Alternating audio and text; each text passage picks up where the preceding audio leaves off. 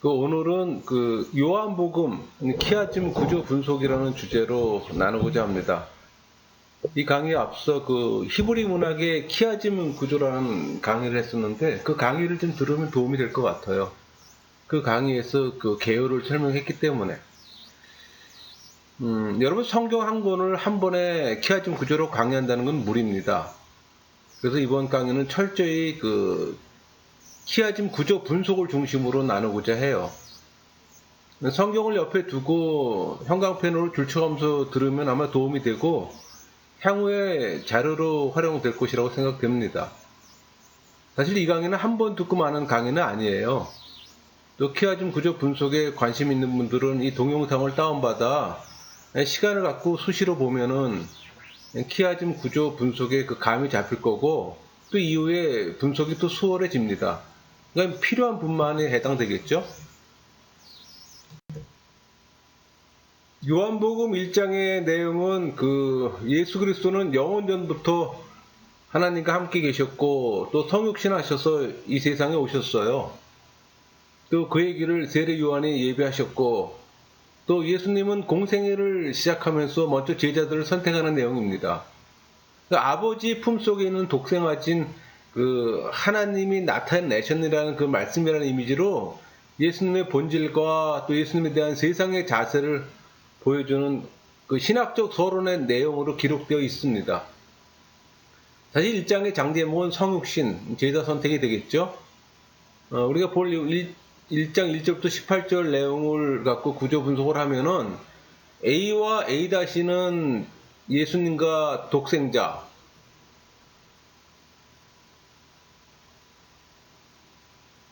B와 B-는 예수 그리스도를 통해, 그 다음에 C와 C-는 사람을 위한 은혜라면 D와 D-는 요한이 되겠죠. 그 다음에 E와 E-는 말씀으로 오시다. F와 F-는 영접과 영접치 않음으로 이렇게 교차대구조 구조로 좀 구성되어 있습니다. 그러니까 상당 부분 교차대구조 구조하고 수평대 구조로 거의 이루어진 거예요. 그 다음에 1장 19절에서 28절까지 내용을 보면은 예수님의 길을 세례 요한이 예비하였고 또 예수님은 공생애를 시작하면서 먼저 제자들을 선택하는 내용이에요. 그러니까 세례 요한의 신분과 사역에 대한 유대인들과 세례 요한 사이의 문답의 내용으로 기록되어 있습니다. 구조 분석을 보면은 A와 A-는 요한이 누구냐? 그 내용이라면 B와 B-는 그리스도, C와 C-는 보낸 내용이고 D는 광야에서 외치는 자의 소리로다가 되겠죠. 여러분이 보다시피 이 교차대구조 구조는 전반부와 후반부가 서로 대칭 구조로 계속 이루어지는 거예요. 지난번에 개요 시간에 지금 설명한 것처럼 쉽게 문장의 핵심 코어를 뽑아낼 수 있고 또 그 문장에서 하고자 하는 내용이 뭔가를 쉽게 알 수가 있는 거죠. 그래서 유대인들이 쉽게 외울 수 있었던 것도 이런 구조 때문에 가능한 겁니다. 요한복음 1장 29절에서 34절까지 내용을 보면은 메시아 예수에 대한 세례 요한의 공개적 증언 선포예요. 그래서 이 구조 분석을 보면은 A와 A-는 하나님의 어린 양과 하나님의 아들, B와 B-는 물로 세례를 베푸는 내용이라면 C는 성령이 비둘기같이 하늘로부터 내려와서 그의 위에 머물렀더라, 그렇게 지금 표현되고 있잖아요. 1장 35절에서 42절까지 내용은 예수님과 초기 제자들과의 연속적 만남이에요. 구조 분석을 해보면 A와 A-는 하나님의 어린 양과 메시아라면 B와 B-는 예수님을 따르는 내용이고 C와 C-는 예수님의 말, D는 제자의 질문이 되겠죠. 1장 43절에서 51절까지 내용은 예수님과 초기 제자들과 연속적 만남의 그 내용으로서 구조 분석을 보면 A와 A-는 예수님의 말씀, B와 B-는 예수님은 누구인가, 그런 내용이라면 C와 C-는 나다니엘의 질문과 답변, D는 참 이스라엘 사람을 표현하는 내용입니다. 2장의 장제목은 첫 번째 표적과 성전 청결이 될 겁니다. 그 2장의 내용은 그 예수님께서는 갈릴리 가나의 혼인잔치에서 물로 그 포도주를 만드는 첫 번째 이적을 베푸시잖아요. 그래서 2장 1절에서 12절까지 내용은 예수님의 신성을 입증하는 첫 번째 표적이에요. 그래서 가나 혼인잔치 이적이 나타나는 것이고, 구조 분석을 해보면 A와 A-는 갈릴리 가나가 될 것이고, B와 B-는 아직과 지금까지, 그 다음에 C와 C-는 예수님의 말씀이 되겠죠. 2장 13절에서 25절까지 내용을 보면 6월절이 가까이 오자 예루살렘에 올라가 성전을 좀 정결케 하는 사건이에요. 그러니까 제1차 성전 정화 사건과 표적을 보고 믿는 유대인들에 대한 예수님의 반응이 기술되어 있습니다. 구조 분석을 해보면 A와 A-는 예루살렘이고 B와 B-는 제자들이 구약을 기억하고, C와 C-는 유대인의 질문이 되면 D는 4월 동안에 일으키리라, 그 내용이 되는 거죠. 3장의 장제목은 니고데모와 예수님이 될 겁니다. 그러니까 내용을 보면은 니고데모와, 그러니까 밤중에 예수님을 찾아온 니고데모와의 대화를 통해 참 구원의 길이 무엇인지를 지금 예수님이 가르쳐 주는 거예요. 요 3장 1절에서 22절까지 내용은 거듭남 진리에 대한 니고데모와 예수님 사이의 대화잖아요. 그 독생자를 보내신 하나님의 사랑과 또 믿음 여부에 따른 구원과 심판에 대한 내용으로 예수님이 니고데모와 대화하는 내용입니다. 구조 분석을 해보면 A와 A-는 하나님께로부터 오신, B와 B-는 하나님의 나라와 하늘, C와 C-는 니고데모의 질문이 될 것이고, D와 D-는 성령으로 나다. 그 다음에 메인 테마 E는 내게 거듭나야 함을 지금 얘기를 하는 거죠. 3장 22절에서 36절까지 내용은 하나님이 세상을 사랑하셔서 독생자 예수님을 보내주셨음을 또 증거하시고, 그 후에 또 유대 땅으로 가서 세례를 줄 때 또 세례 요한은 예수님에 대해 다시 증거합니다. 한마디로 정리하면은 그리스도에 대한 세례 요한의 증거와 증거자로서의 자세를 기술한 거예요. 구조 분석을 해보면 A와 A-는 믿는 자, B와 B-는 증언이 될 것이고, C와 C-는 위로부터 오시는 이, 메인 테마 D는 그는 흥하여야 된다, 이제 그 내용이겠죠. 4장의 장제목은 사마리아 여인과 예수님이 될 겁니다. 그 내용은 예수님께서 제자들과 함께 갈릴리로 가는 도중 사마리아 수가성에서 물을 기는 여인에게 영원한 생수에 대해 가르치는 내용이죠. 구조 분석을 해보면은 A와 A-는 사마리아인이 될 것이고, B와 B-는 생수와 양식이 될 것이고, C와 C-는 물과 양식을 가져오는 내용이라면 D와 D-는 알지 못하는 양식, E와 E-는 물에 대해 묻고 또 양식을 가져오는 내용이라면 F와 F-는 선지자가 될 것이고, G와 G-는 선지자와 메시아, 메인 테마인 핵심 H는 아버지께 참되게 예배하는 자들은 영과 진리로 예배한다는 내용이죠. 요한복음 4장 43절에서 54절까지 내용을 보면 사마리아 여인과 만난 이틀 후에 갈릴리에 도착해서 왕의 신의 아들을 살리시는 내용이에요. 그러니까 예수님의 신성을 입증하는 두 번째 표적입니다. 구조 분석을 해보면 A와 A-는 갈릴리로 가는 내용이라면 B와 B-는 아들의 병, 그 다음에 C와 C-는 불신앙과 신앙이 되겠죠. 그러니까 여러분들이 이렇게 구조 분석만 어느 정도 할 수만 있으면은 핵심 단어와 핵심 구조로 그냥 나오게 돼 있어요. 그러니까 이게 평상시 훈련이 돼 있으면은 좀 익숙한데 처음 하는 분들한테는 굉장히 쉽지가 않죠. 시간이 많이 걸리게 되고. 그러나 어떤 거든지 새로운 걸 습득할 때는 많은 시간이 요하잖아요. 더군다나 이 키아즘 구조는 여러분들이 한 번도 접하지 않았던 거기 때문에 그 하는 방법론만 지금 익히면 아주 이것도 쉽게 할 수 있는 부분입니다. 그러니까 처음에 좀 어렵겠죠. 5장의 장 제목은 38년 된 병자를 고치는 내용입니다. 그러니까 여기서는 이제 그동안 4장까지는 교차대구조 구조로 진행하다가 이제 5장에서 처음으로 수평대칭 구조가 나오는 거예요. 그러니까 5장의 내용은 그 예수님께서 예루살렘에 올라가서 그 베데스다 연못에서 38년 된 병자를 고치는 내용이 있잖아요. 그런데 그날이 안식일이었어요. 그 안식이기 때문에 유대인들의 반발을 또 일으키고, 또 예수님께서는 자신이 하나님의 아들이심을 또 증거하자 또 유대인들은 신성 모독이라고 또 예수님을 죽이려 하는 그 내용입니다. 그러니까 구조 분석을 보면은 전반부와 후반부가 대칭을 이루는 거잖아요. 그러니까 A와 A-는 회복이라면은 뭐 걸어가라 살리리라, 회복이라면 B와 B-는 안식일과 성경이 될 것이고, C와 C-는 그 아버지가 될 겁니다. 6장은 다시 이제 그 교체대구조 구조로 다시 또 전환되는 건데, 6장의 장 제목은 오병이의 기적과 생명의 떡이 될 겁니다.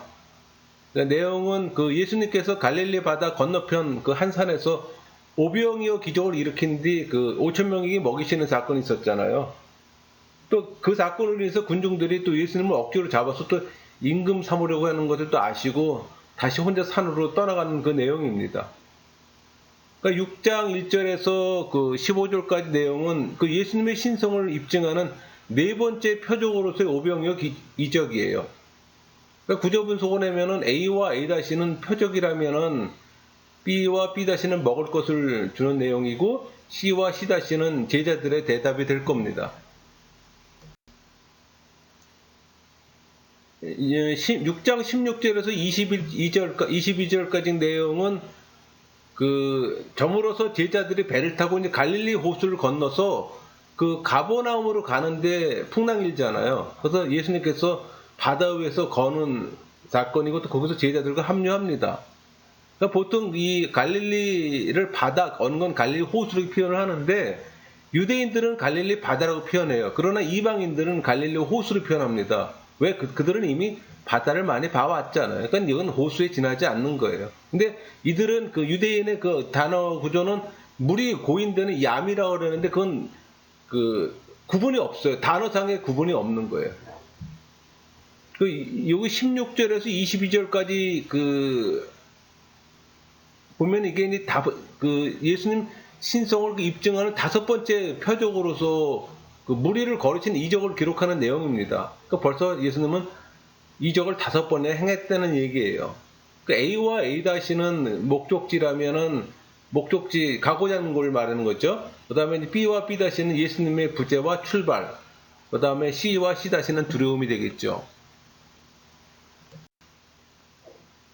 6장 22절에서 72절까지는 그 이튿날 베세다에서 그러니까 오병이어 기적을 일으켰던 것이 베세다거든요. 그러니까 베세다에서 이적을 일으키고 배를 타고서 가버나움까지 가는 거예요. 그러니까 예수님을 찾아온 무리들에게 그 썩는 양식을 위해서 일하지 말고 영생하도록 있는 그 양식을 위해서 하라고 이제 말씀하시면서 신이 당신이 생명의 떡이 되시는 것을 증거하는 내용입니다. 그래서 그 떡을 구하는 이 추종자들을 향한 그 영생의 약식과 그 참된 만나를 교훈하는 내용이에요. 그러니까 생명의 떡으로서의 예수님의 교훈, 또 사람들의 반응을 기록한 내용입니다. 구조 분석을 해보면 A와 A-는 영생의 말씀이라면 B와 B-는 믿음이 될 것이고, C와 C-는 그 천국이 됩니다. 또 D와 D-는 사람들의 반응이라면 E와 E-는 마지막 날의 부활, 그리고 F와 F-는 사람들의 질문이라면 메인 테마 G는 아버지를 보다 합니다. 여러분, 제가 이렇게 강의할 때 여러분들은 제가 이 구조 분석을 할 때 A와 A-, 뭐 B와 B- 하면 여러분들은 이 구조를 그 핵심 단어를 여러분 눈으로 지금 직접 보셔야 됩니다. 7장의 장 제목은 그 형제들의 배척과 성령 주심을 약속한 내용입니다. 그러니까는 그 초막절이 가까이 오자 그 예수님의 형제들이, 이건 친형제들 얘기를 합니다. 예수님께서 숨어서 일하지 말고 유대가 자신을 세상에 드러내라고 얘기합니다. 근데 이 형제들이 이렇게 이야기할 수 있는 이유는 형제들이 예수님을 믿지 않기 때문에 이런 말이 가능했던 거예요. 근데 이때 예수님은 내 때가 아직 차지 못하였으니 이 명절에 아직 올라가지 아니하노라고 말씀하시잖아요. 단락 구분을 해보면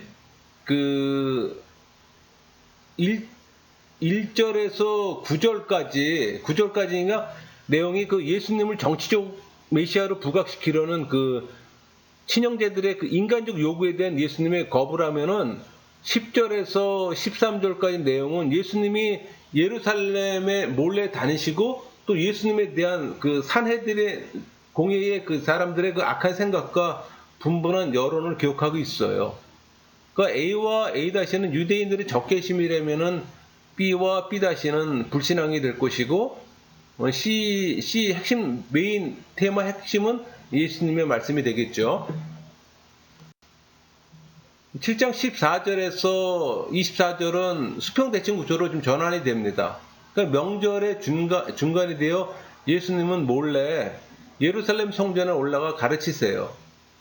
그러니까 수평대칭 구조로서 예수님이 교사로서의 권위와 안식일 치유 사건을 지금 변호합니다. 대칭 구조로 보면은 A와 A-는 사람들의 질문이라면 B와 B-는 예수님의 말씀이 되겠죠.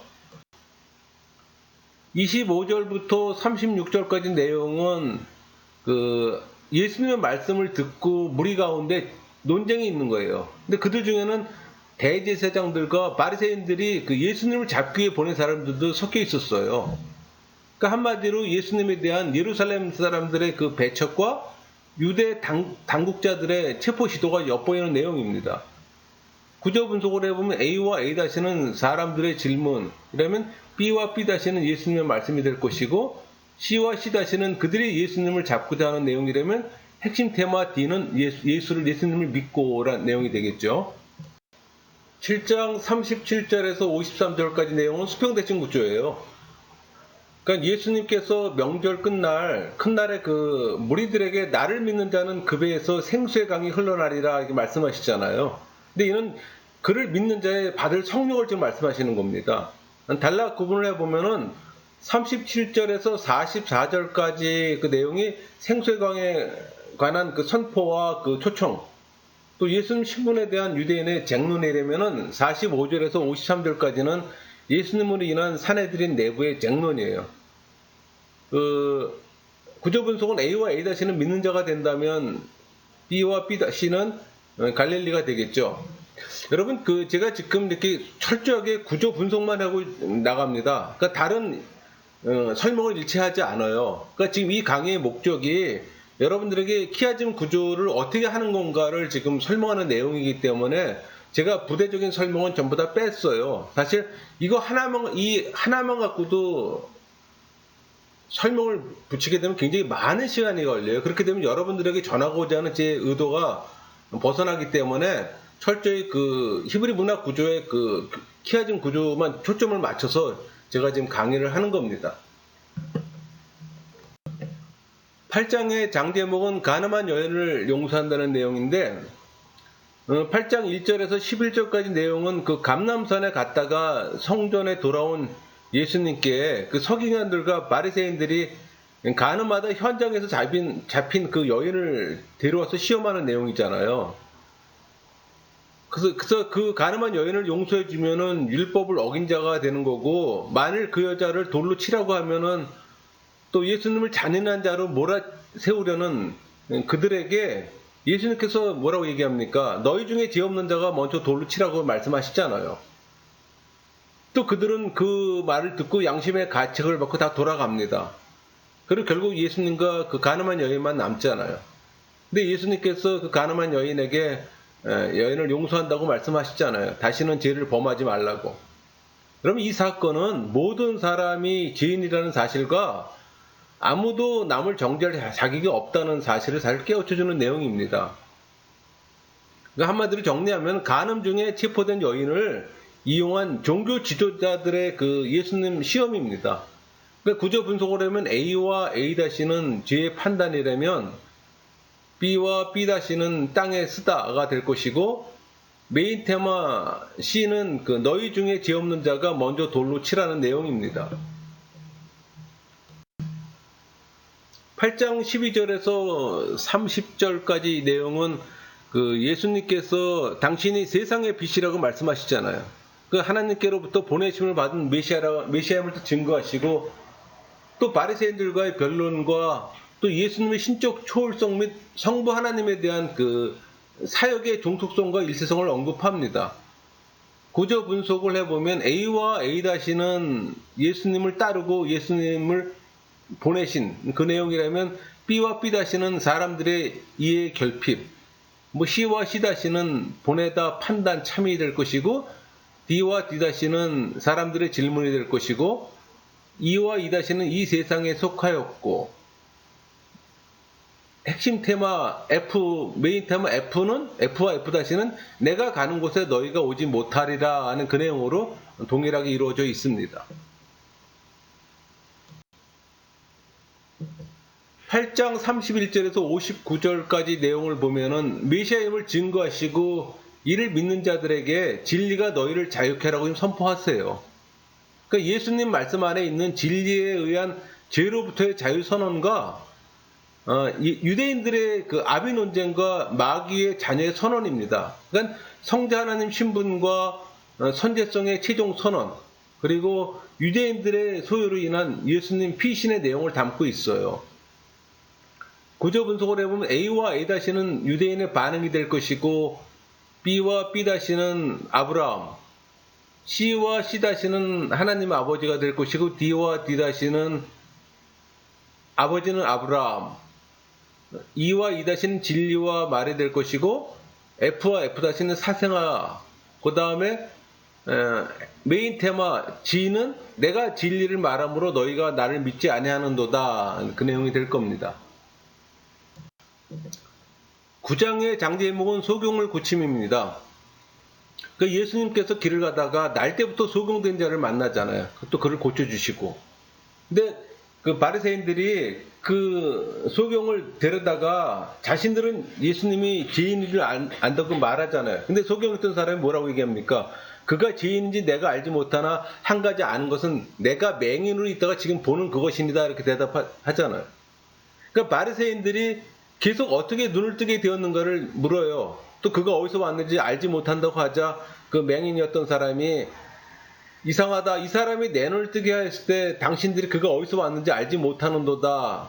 이 사람이 하나님께로부터 오지 아니하였으면 아무 일도 할 수 없으리다. 담대하게 증언을 대답합니다. 근데 이 사건을 통해 우리가 알 수 있는 건 육적으로 소경이었던 자가 육적으로 눈을 뜨면서 영적인 눈도 함께 뜨게 됐다는 걸 우리는 알 수가 있습니다. 또 하나는 하나님께서는 세상에 미련한 것들을 택하사 지혜 있는 자들을 부끄럽게 한다는 걸 또 알 수가 있어요. 그리고 바리새인들은 육적으로는 소경이 아니나 영적 소경인 것을 또 알 수가 있는 겁니다.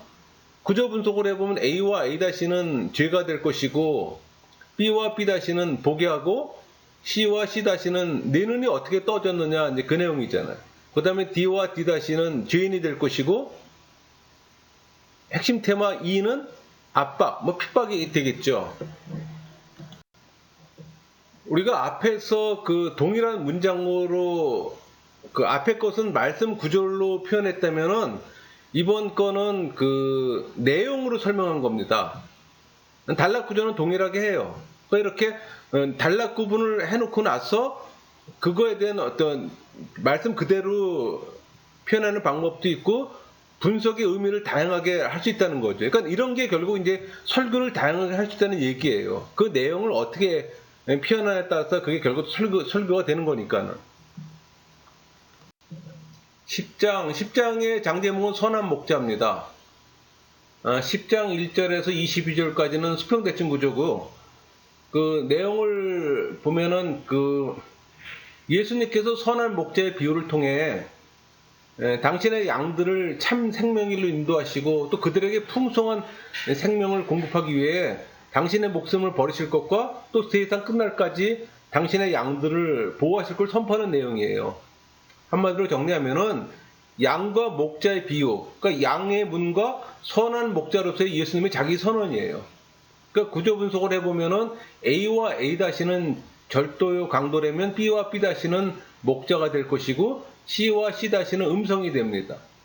그러니까 D와 D-는 사람들의 이해의 결핍이 되겠죠. 22절에서 42절 다시 이제 교체대구조 구조로 전환이 되는 거죠.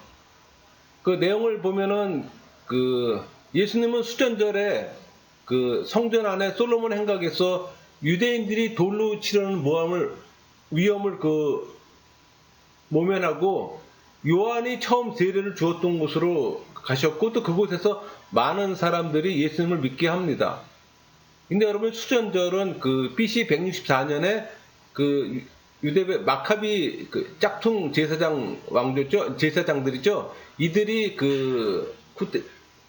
헬라한테 쿠데타 일으키는 내용이잖아요. 그래서 쿠데타 일으켜서 예루살렘 성전을 점령합니다. 그리고 성전을 청결하게 하고 봉헌하는 것을 기념하는 절기예요. 주제를 정리하면은 하나님과 자신의 일체성을 선언하신 예수님의 솔로몬 행각 설교예요. 그 다음에 또 유대인들의 배척과 베라의 피신이죠.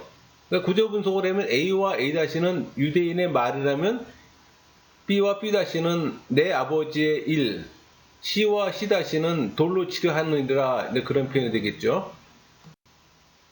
11장의 장 제목은 나사로를 살리는 내용이고 예수님을 죽이는 모입니다. 그러니까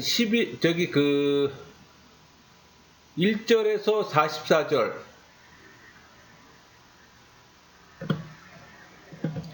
내용은 나사로의 병든 소식을 들은 예수님은 이틀을 더 머문 후에 그렇게 표현하시잖아요. 우리 친구 나사로가 잠들었도다. 그러나 내가 깨우러 가노라 이렇게 말씀하시잖아요.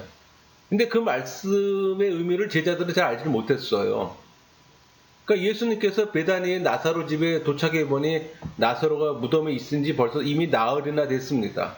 근데 예수님께서 나는 부활이요 생명이니 나를 믿는 자는 죽어도 살겠고 무릇 살아서 나를 믿는 자는 영원히 죽지 아니라 이렇게 말씀하시잖아요. 그러면서 죽은 나사로를 살리세요. 또 이에 많은 사람들이 예수님을 믿게 되고 단락 구분을 해보면은 1절부터 16절까지는 나사로 죽음과 예수님의 유대 기환입니다.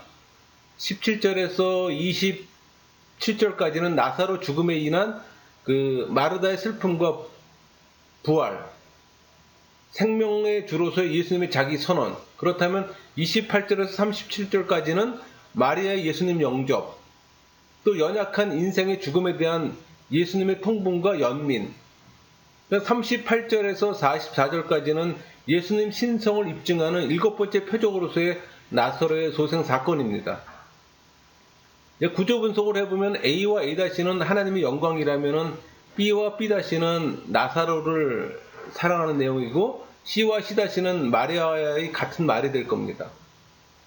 그 다음에 D, 핵심 테마 D는 나는 부활이요 생명이니 그 내용이 되겠죠. 11장 45절에서 57절까지 내용은 좀 심플하죠. 그러니까 나사로 부활 사건으로 인한 사내들인 공회의 소집, 또 예수님의 수배 명령이 내려지는 내용입니다.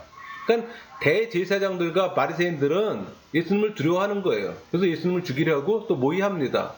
그러니까 예수님은 무리 가운데 드러나게 다니지 않고 에브라임 동네에 가서 제자들과 함께 거하세요.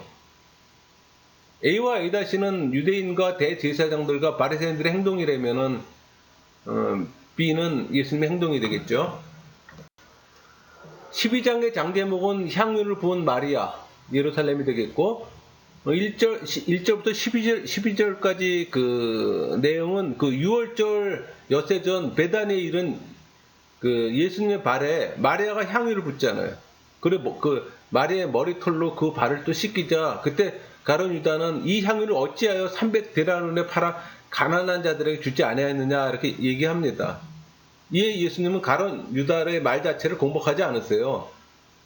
다만 다가온 자신의 죽음에 대해 제자들보다 민감하게 반응하는 마리아의 헌신을 칭찬합니다. 한마디로 정리하면은 베다니 마리아의 기름 부음 사건과 종교 지도자들의 나사로 살해 모험이에요. 살해 음모예요. 그러니까 구조 분석해본 A와 A-는 나사로의 부활, 이러면 B와 B-는 가난한 자가 될 것이고, 핵심 테마 C는 유다가 배반한 죄가 될 겁니다. 12절에서 19절까지 내용은 이튿날 예수님은 나귀 새끼를 타고 그 무리의 열렬한 환영 속에서 예루살렘으로 입성하시잖아요. 또 당신이 영광을 얻을 때가 됐다고 또 말씀하세요. 그러니까 예수님은 나귀 새끼를 타고 열렬한 환영 속에서 예루살렘에 입성하는 내용이에요. 구조 분석하면 A와 A-는 무리가 예수를 만나러 가다라면 B와 B-는 기록이 되겠죠. 그러니까 여러분, 제가 이렇게 단어를 얘기하는 건 그 핵심 단어를 얘기를 하는 거예요. 그러니까 12절에서 19절의 내용을 여러분이 들여다보면 심플하잖아요. 우리가 읽는 것 같지만 실제 핵심 코어는 두 개뿐이 없다는 얘기예요. 우리가 예수를 만나는 내용하고 기록이라는 내용뿐이 없는 겁니다.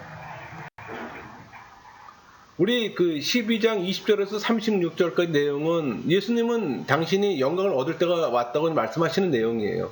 그러니까 이방인들이 예수님 방문에 임박한 순환과 승천을 예고하고 또 관련 교훈을 말하는 내용입니다.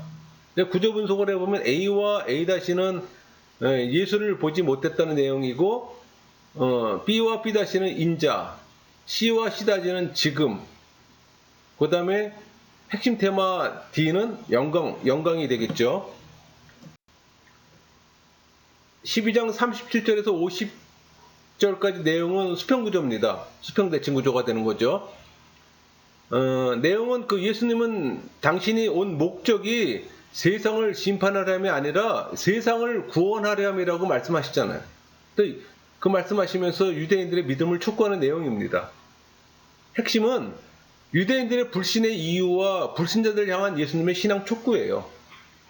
그러니까 A와 A-는 믿지 않음이라면 B와 B-는 말씀이 되겠죠. 13장의 장제목은 제자들의 발을 씻김, 유다의 배신 예고라고 얘기할 수 있겠죠. 그러니까 예수님께서 제자들의 발을 씻겨주시고 유다의 배신을 예고하는 내용입니다. 단락을 구분해 보면은 1절부터 20절까지는 제자들의 발을 씻기는 모범을 통한 겸손과 섬김에 관한 교훈, 가룟 유다 배반에 대한 암시적 예고가 될 것이고, 21절에서 30절까지는 가룟 유다의 배반에 대한 명시적 예고와 유다의 이탈입니다. 그러니까 구조 분석을 해보면 A와 A-는 마귀가 될 것이고, B와 B-는 베드로, C와 C-는 배신이 될 것이고, D와 D-는 보내신이 되겠고, 핵심 테마 E는 구약 성경을 응하게 하라는 것이니라 라는 표현이 되겠죠. 13장 31절에서 38절까지 그 내용은 여러분 이게 지금 그 13장하고 14장하고 맞물려 가는 건데, 먼저 13장 끝부분을 보게 되면 유다가 나간 후에 그 예수님께서 제자들에게 새 계명을 너에게 주노니 서로 사랑하라. 내가 너희를 사랑한 것 같이 너희도 서로 사랑하라. 그렇게 말씀하시잖아요. 너희가 서로 사랑하면 이로써 모든 사람이 너희가 내 제자인 줄 알리라. 그리고 베드로가 다굴기 전에 3번 부인할 것을 말씀하십니다. 그러면서 14장과 연결된 교체대구조 구조예요. 그러니까 이게 한 장에서 끝나는 것도 있지만은 장과 장에 연결되는 부분도 있고, 또 장과 장의 그 교체대구조 구조도 있어요. 그 대표적인 게 요한계시록이 되겠죠. 그 14장의 장 제목은 가룟 유다의 배신입니다. 또 제자들을 위로하시는 내용인데, 베드로 부인에 관한 예고는 제자들의 마음을 불안하게 만들었어요. 그래서 예수님께서는 불안해하는 제자들에게 또 다른 보혜사가 와서 그들을 위로하시고 또 가르치실 것을 말씀하십니다.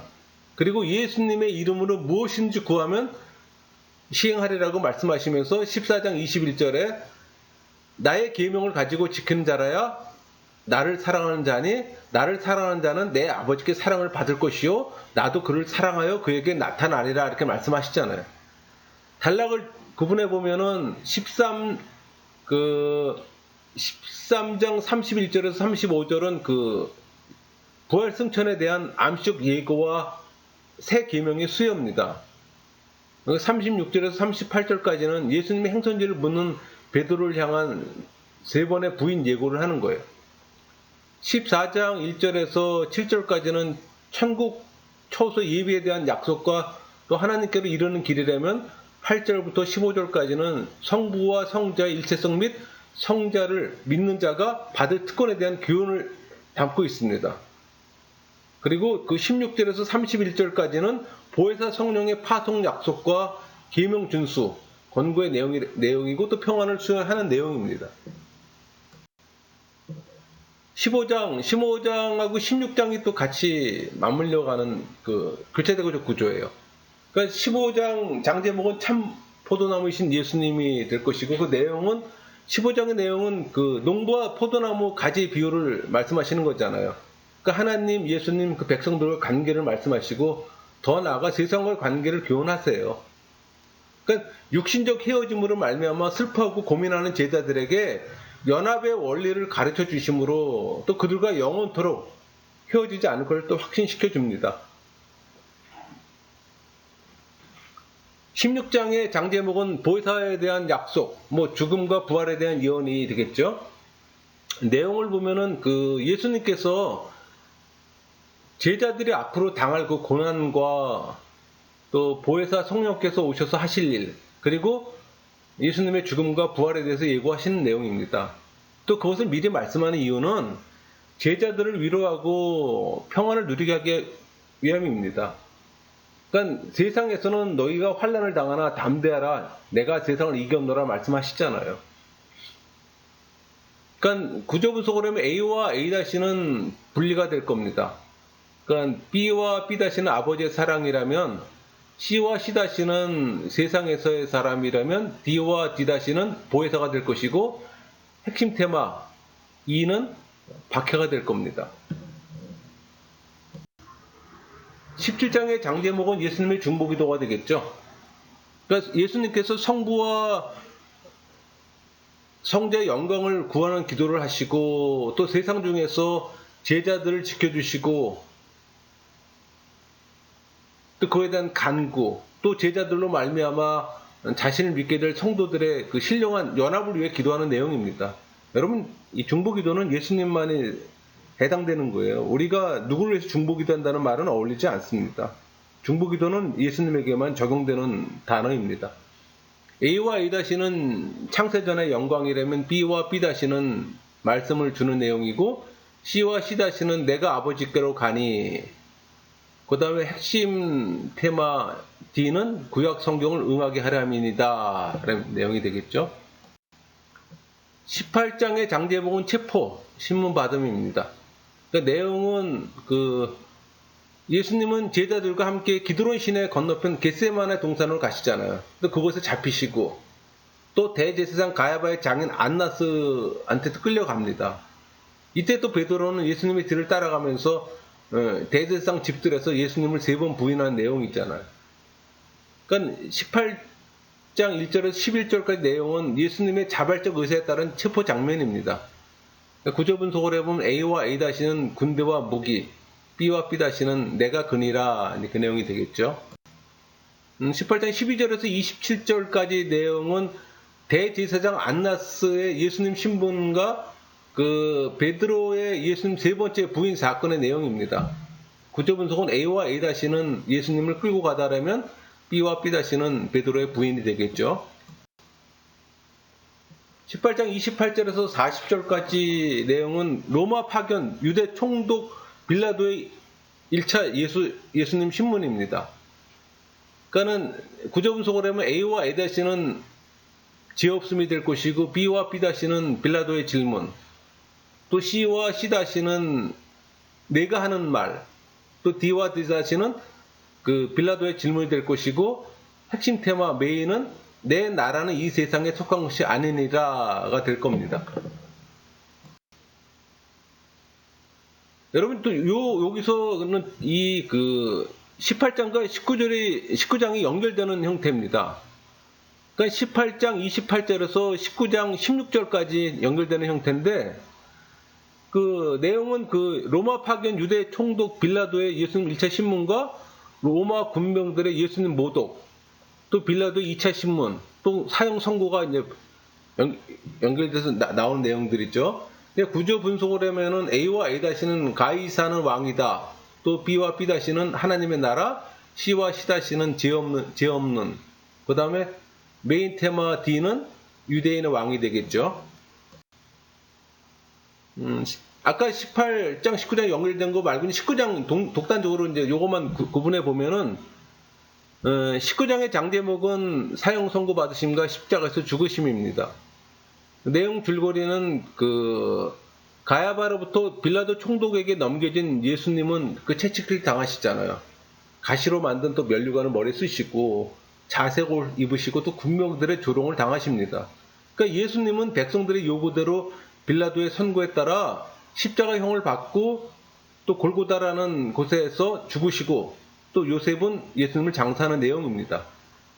요 1절부터 16절까지 내용은 그 로마 군병의 예수님 모독과 빌라도의 2차 신문 후에 사형 선고가 이루어집니다.